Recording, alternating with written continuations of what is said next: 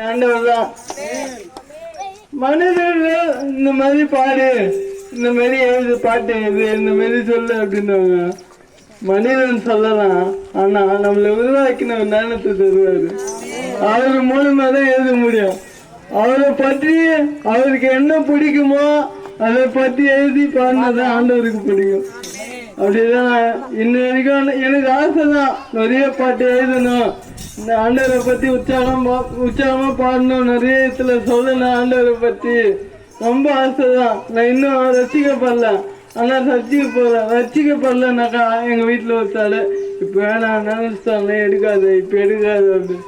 நான் ரசிக்கப்படலனாலும் ஆண்டவர்கிட்ட வந்துட்டுன்னா நான் எப்ப ரசிக்கப்பட்டுட்டேன்.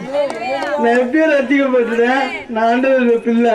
நான் சாதனை தருவேல நான் ஆண்டவருக்காக இன்னும் ஓடுவேன். ஆண்டவரை பற்றி அநேக மக்களுக்கு சொல்லுவேன். என்ன மாரி இருக்கிற வாய்ப்பிள்ளை அநேக பிள்ளைகளும் என்ன மாதிரி மாறணும், ஆண்டவருடைய நாமத்தை உற்சாகப்படுத்தணும். ஆயுள் முழுதும் கர்த்தர் நம்ம கூட இருந்தாக்கா அந்த வாழ்க்கை எப்போதும் நமக்கு சந்தோஷமா தான் இருக்கணும். துக்கம்ன்றது வரவே கூடாது. எவ்வளோ கவலை வந்தாலும், துக்கம் வந்தாலும், தொல்லை வந்தாலும் ஆண்டவர் உதயம் ஒரு இயேசுவேன்னு கொடுத்தாக்கா அந்த துக்கம், அந்த கவலை எல்லாமே ஓடி போயிடும். மனசியாக சந்தோஷத்தை தான் அந்த இடத்துல பார்க்க முடியும். அல்லேலூயா. அதனால ஆண்டவரை நம்புங்க, கர்த்தர் உங்களுக்கு பெரிய ஆசீர்வாதத்தை கொடுப்பாரு. அல்லேலூயா.